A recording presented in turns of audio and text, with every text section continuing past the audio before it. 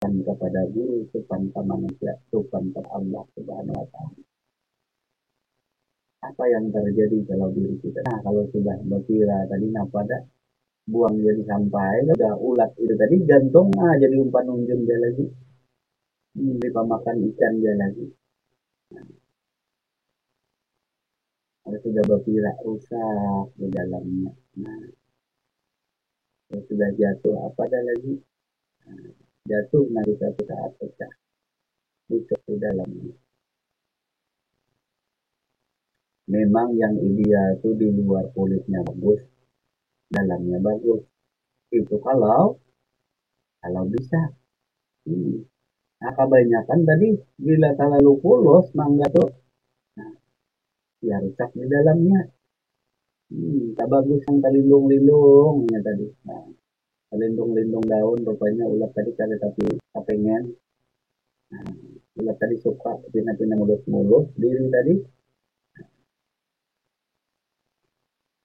Nah, beda dengan ban buta. Tahu kan ban buta nanti? Nah, ban buta dengan ban mobil atau ban sepeda motor, ada kan ban buta. Itu yang tidak ada ban dalamnya. Nah, sekarang dinamakan toblas ya. Nah, tapi kalau dulu ban buta ya buta, tak ada celah-celah sedikit pun. Kalau buta ya buta sama sekali, tak ada matanya. Nah, tak ada lubangnya. Ada ban buta tadi. Ada ban yang ada yang di dalamnya itu ada ban dalam tadi. Jadi ada ban luar, ada ban di dalam. Kalau ban buta, namanya kan ban buta. Nah, kemana saja engkau membawa ban buta ini tadi, entah ke padang becek kah, entah ke padang duri kah, dia tak jadi masalah karena dia ban buta. Tak memberi efek kepada dirinya. Coba ban yang ada ban dalamnya engkau bawa kepada unak berduri, rusak. Tak sanggup dia tadi, paksa dia milih jalan yang mudah-mudah saja. Nah, jalan yang enak-enak saja apa atau jalan tol saja. Nah, kalau ban buta dia tak pilih-pilih jalan. Nah, namanya ban buta. Dia penuh sepenuhnya, tak ada kosongnya. Nah, tapi bila ada kosongnya, jangan main-main dari jalan dan baunak berduri. Kempes kan bisa berjalan, nah ada bisa lagi diri dari kempes ini terlalu. Nah, atau buah. Ada kan buah kelapa? Tentu di luar negeri pun ada. Kalau buah kelapa itu dinampakkan isinya, belah kan bagus, belah dua. Setelah terbelah, nampak di dalam kerongkong tadi, nampak. Nah, bebelahan dia.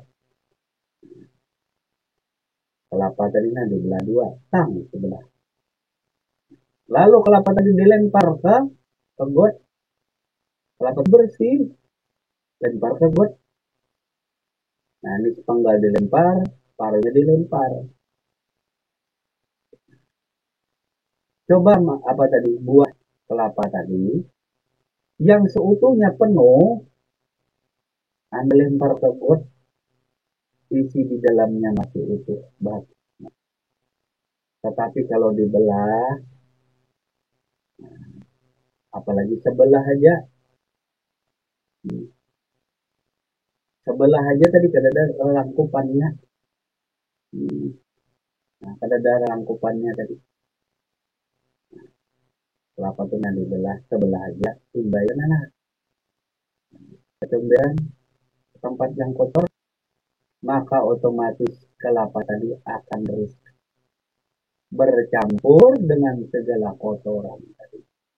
Coba kalau kelapa seutuhnya sebagian kulitnya, nah kulitnya itu kan kabut di luarnya, baru kerongkongnya tadi, kerongkong kelapa, batok kelapa, baru isinya dijaga di dalam. Kemana aja menggulung pada bapak kada rusak.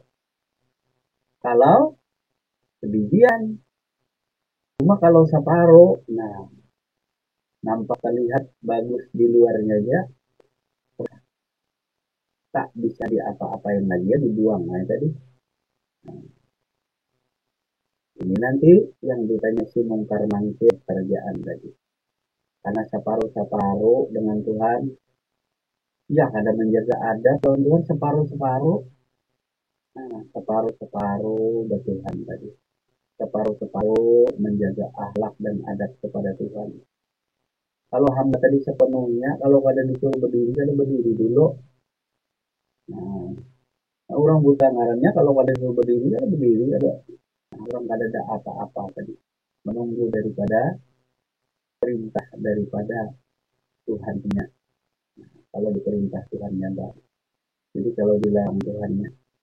Nah, jadi ban buta ini kada milih-milih. Nah, kalau disuruh berdiri, diri. Kalau disuruh ke kebun, ke ladang, ke ladang. Kada milih-milih. Kalau ban yang ada kosongnya ini tadi, separuh-separuh, banyak ada ban buta. Ini milih, memilih jalan Tuhan mantap. Yang bagus-bagus jalan, yang indah-indah jalan kembali saja. Kada mau jalan lubang. Bukankah dunia besar tak isinya nih ada nang bang jalan kita, ada nang terjal jalan kita. Lalu siapa nang jalan ini tadi? Nah, anak milih-milih cari. Nah, si hamba ini kan bisa milih-milih. Kalau gitu Tuhannya ada bisa milih-milih, ada kobe indah. Kalau sudah menjadi kehendak Tuhan, kalau sudah menjadi perintah Tuhan untuk orang hamba, kada bisa berindah, kada bisa meluh lawan hukum-hukumnya tadi. Jadi mengeluh hukum-hukumnya tadi termasuk bersikap tidak sopan. Jadi mengeluh hukum-hukumnya yang dianggap memberatkan tadi, memberatkan bang disuruh ke hutan tadi, memberatkan do. Ya kan nyaman tuh disuruh nah berramian di sini kumpul kawan.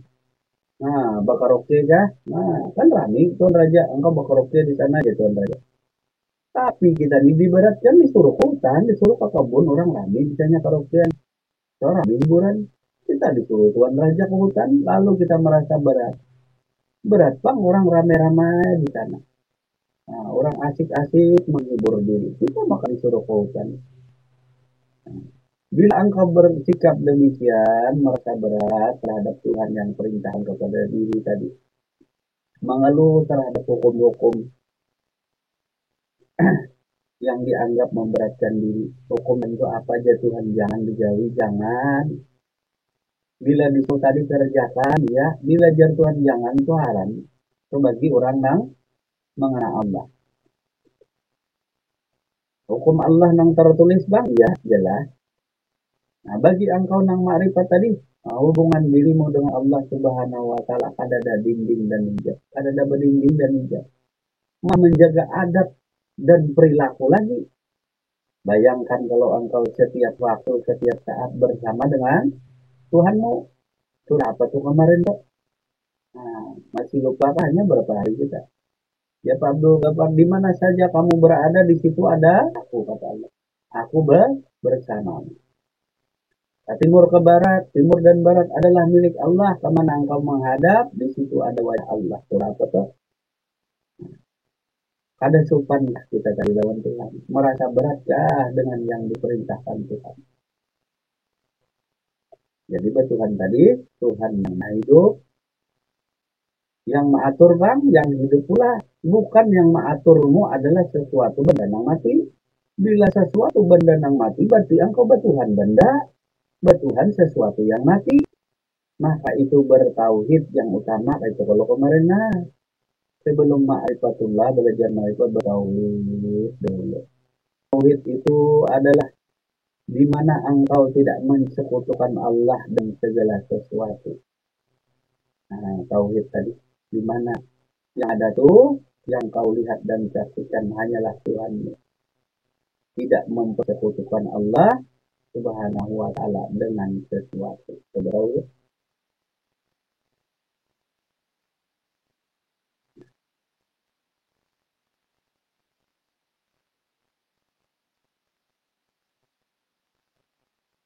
di antara contoh sikap tidak sopan terhadap guru adalah membangkang atau tidak mau menerima nasihat dan saran daripada mereka.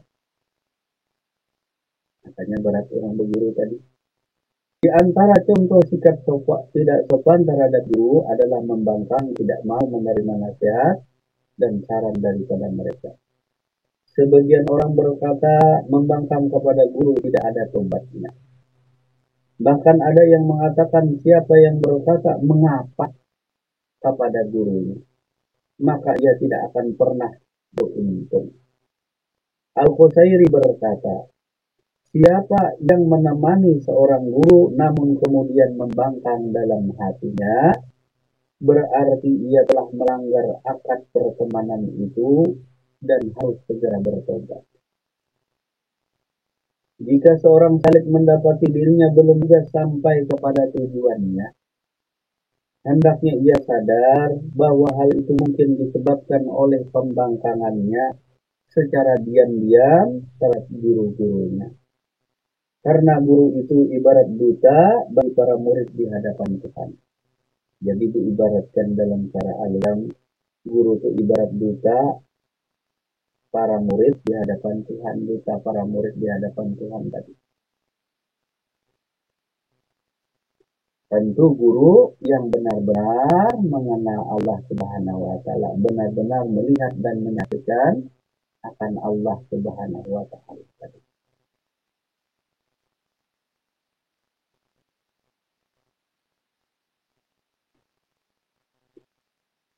Jadi ada cerita dalam Paul dari Syekh Abdul Qadir Jailani.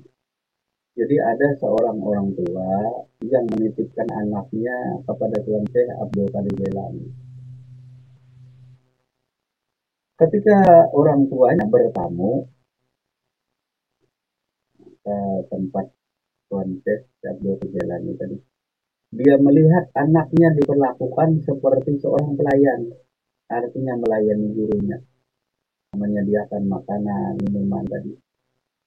Dan bahkan anaknya tadi, Tuan Syekh tadi makan, nah, makan ayam tadi. Muridnya kada diberi tadi. Nah, muridnya kada diberi. Nah, gurunya makan ayam tadi. Murid. Dan kebetulan orang tuanya menyaksikan tadi. Jadi kita itu bahadan lawan si Tuan Syekh tadi. Bahadan seorang murid tadi. Lalu timbullah di hati orang tuanya tadi maikirat. Maka ini anakku. Kada dapat apa-apa berarti. Kada menuntut ilmu berarti anakku. Anakku tadi berarti dijadikan pelayan aja di sini. Kada jadikan murid, kada diajari ilmu. Lalu dibawa pulanglah anak tadi oleh orang tuanya. Nah, bawa pulang pada Tuan Syekh tadi, tempat Tuan Syekh bawa pulang. Lalu dalam ceritanya dites tadi, anak tadi bawakan pulang. Dites dengan guru-guru agama yang ahli-ahli di bidangnya tadi.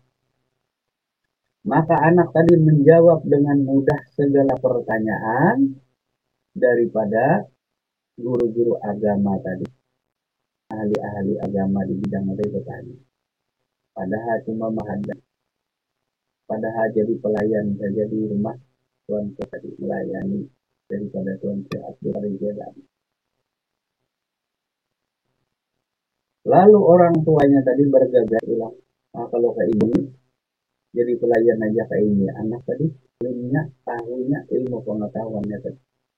Apalagi dididik oleh Tuan Syekh salah anggapan. Lalu kembalilah si Tuan ini tadi kepada Tuan Syekh Abdul Qadir Jailani tadi dengan hati dan penuh penyesalan. Minta maaf lah Tuan Syekh tadi. Karena maikirat Tuan Syekh tadi menganggap ada mendidik anaknya, ada mengajari ilmu, mendidik ilmu tadi.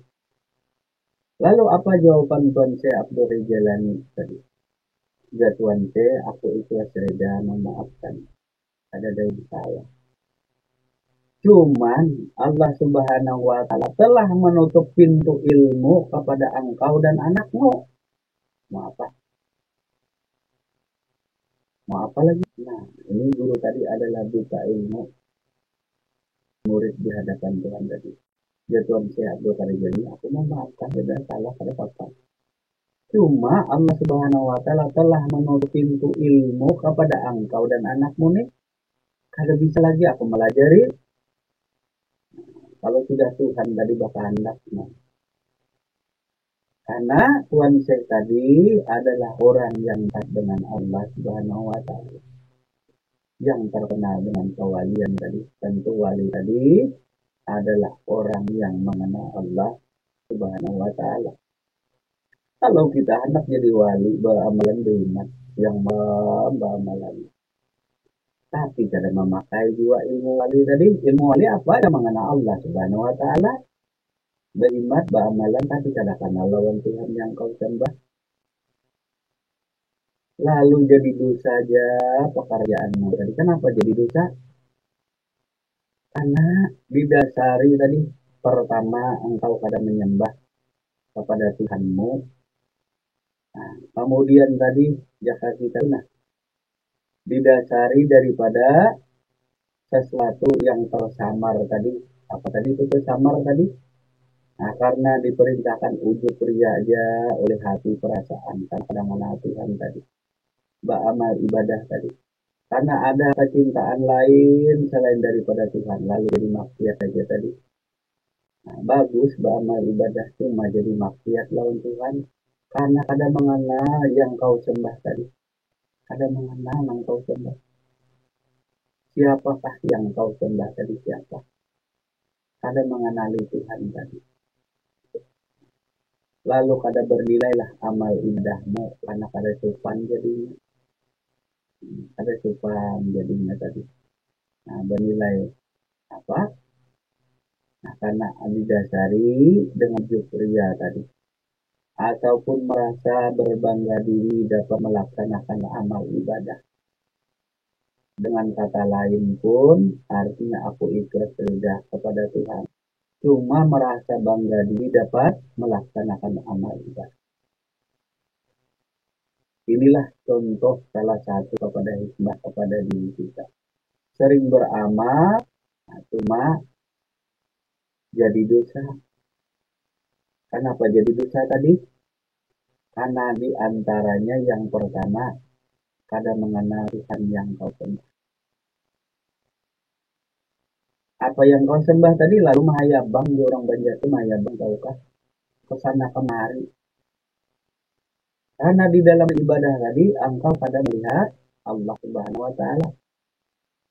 Beribadah tadi nak kada melihat menyaksikan Allah Subhanahu wa Ta'ala, lalu ibadahmu mahayabang, ya itu mahayabang itu. Kesana kemari tak tentu arah tujuan. Maka iblis dan setan tadi semakin ketujuh, semakin suka orang yang beramal ibadah yang tidak mengenal Tuhannya. Ini yang disebut tadi baulah dosa saja. Baulah dosa, kesalahan tadi. Kenapa? Karena jahil dengan diri, jahil kepada Tuhan. Kada tahu diri, kada tahu di Tuhan. Bayangkan orang kada tahu diri naik ke rumah orang. Bayangkan orang kada tahu diri ke rumah raja. Orang kada tahu diri naik ke rumah orang. Bagaimana? Orang kada tahu diri. Bisalah kada beri sopan. Nah, ini disebutkan. Yang kada sopan tadi, ya kelantaran diri kita kada tahu diri. Menghadap Tuhan pernah kada tahu diri. Kada usah menghadap Tuhan, menghadap bupati, menghadap sultan, raja aja kada tahu diri. Kada bikin malu lah. Nah, karena kada sopan. Kalau dalam bahasanya tuh kada sopan, orang nang kada kenal dirinya. Orang nang kada tahu di diri itu tuh bikin malu. Karena kada dapat sopanan, kada tahu di. Nah, maka dalam istilah bahasa Indonesia tidak tahu di, bikin malu sendiri tadi. Tak tahu diri. Hendak menghadap raja. Diri penuh kekotoran lahir dan batin tadi. Ada sopan, masih ada ulu pria, masih ada mensekutukan Tuhan, ya kada tahu diri tadi. Maka dari itu kalau hendak menghadap pejabat saja tadi, baju rapi, pakaian bersih. Coba kita tadi akhlak perilaku buruk menghadap saja. Nah, maka bersihkanlah dulu akhlak perilaku tadi. Tahulah diri sendiri tadi, sehingga engkau bisa sikap sopan, bersikap sopan tadi. Jadi bersikap sopan tadi bukan hanya kepada manusia, bukan hanya kepada guru, terutama bersikap sopan tadi adalah kepada Allah Subhanahu wa Ta'ala. Kalau kada bersikap sopan ya kita jahil. Nah, kejahilan itu dua perkara, jahil kepada diri dan jahil kepada Tuhan. Lantaran kada sopan. Kenapa kada sopan? Ia kada tahu diri, kada tahu di Tuhan, maka disebut jahil. Orang jahil beramal ibadah apa gunanya? Orang jahil itu amal ibadah kada diterima oleh Tuhan. Orang jahil. Jahil di diri, jahil di Tuhan, orang jahil. Nah, orang jahil. Maka yang masuk neraka siapa? Abu Jahal. Abu Jahal itu Abu, Abi. Nah, nang jahil. Kalau kita tuh manusia nang jahil tuh itu nang neraka. Itu amalnya nang kada diterima oleh Tuhan. Si Abu. Abu itu kan bahasa Arab. Kalau kita tuh manusia nang jahil tuh jahil. Nah, orang namanya orang jahil. Beramal ibadah orang jahil. Kejahilan tuh timbul akibat kada sopan diri tadi, lantaran kada tahu diri, lantaran kada tahu di Tuhan. Baguslah orang jahil ibadah tadi, bagus menurut pandangannya. Orang jahil, nah, jahil hatinya tadi, jahil lakunya, jahil adabnya.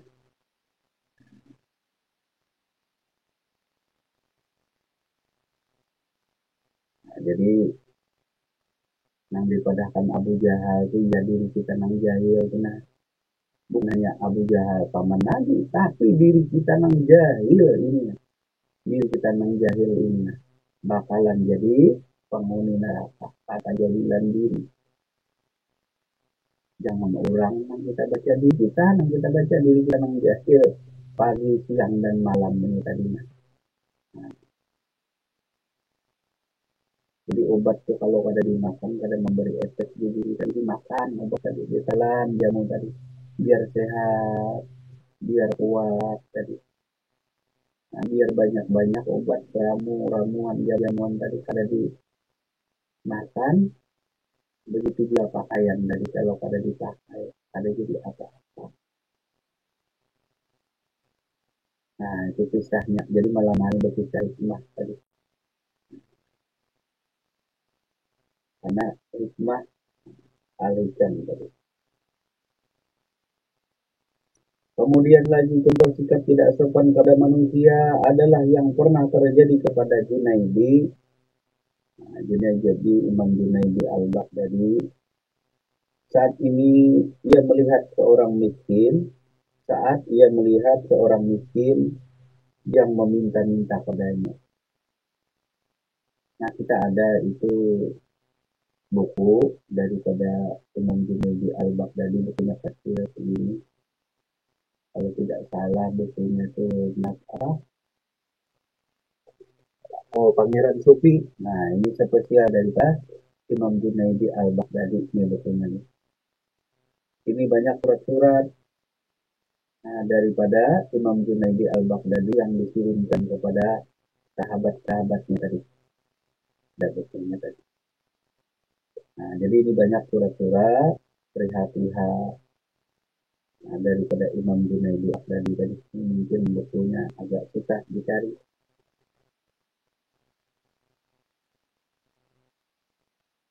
Nah, jadi Imam Junaidi ini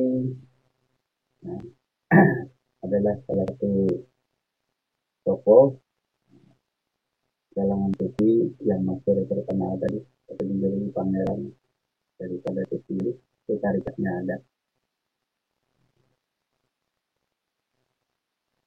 Ketika itu ia membatin sekiranya ia bekerja untuk memenuhi kebutuhan dirinya tentu akan lebih baik.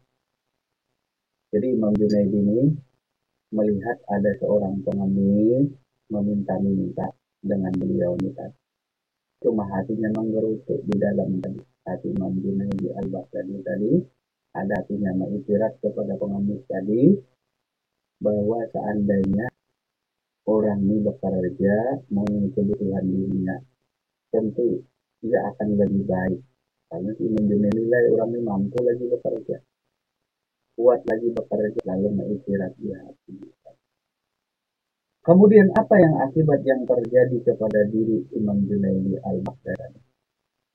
Akibatnya wiridnya pada malam hari itu terasa berat.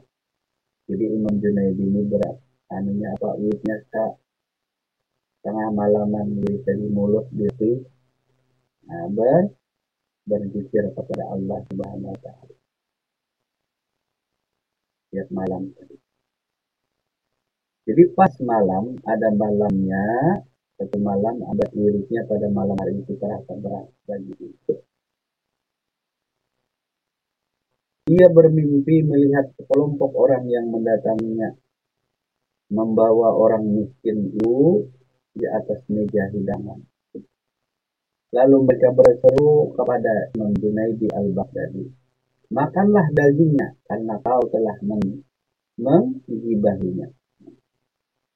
Menggibah.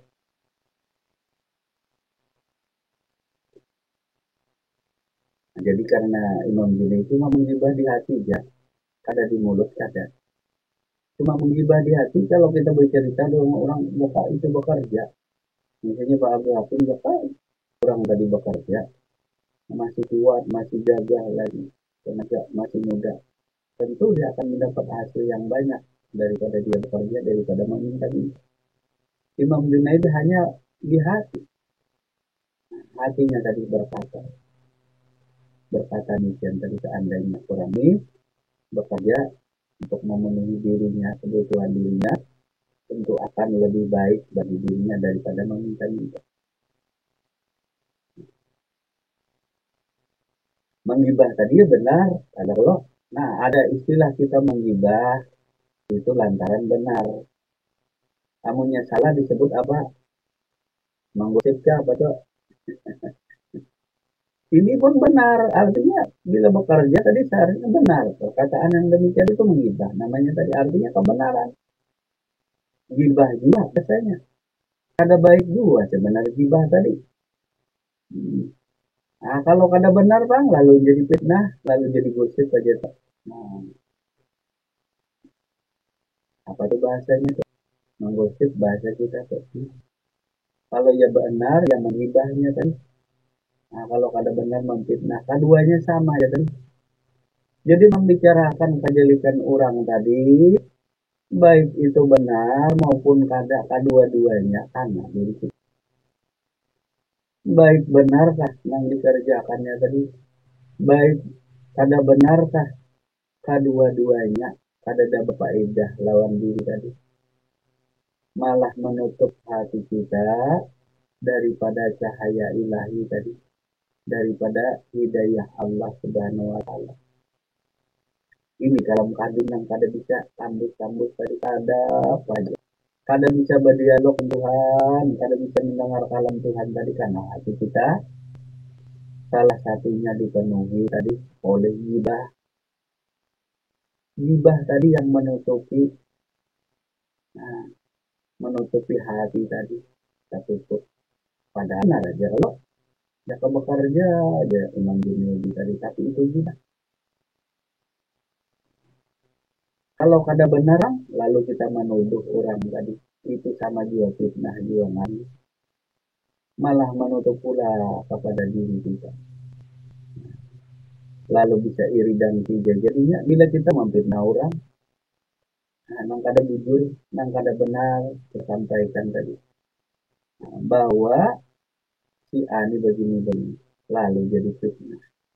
Fitnah itu termasuk iri dan bila iri dan tadi tidak berteman dengan namanya iman. Tidak ada iman di diri orang yang iri dan itu ada iman. Kada kawa ia melihat akan Allah Subhanahu wa taala kalau masih ada iri dan isi. Kalau iri dan isi tadi Namun iri kalau orang Banjar bagus bisa menuruti. Artinya dia rajin bekerja, ikut rajin bekerja. Ya kapan ini banyak kebun kelapa ikut dia tanam kelapa. Kalau dengki punya kelapa Pak Asnawi bisa ditebanginya, bisa dirusaknya. Nah ini dengki. Kalau dengki itu ada imannya, berarti kan iman tadi. Iman tadi sebenarnya melihat dan menyaksikan Allah Subhanahu wa Ta'ala.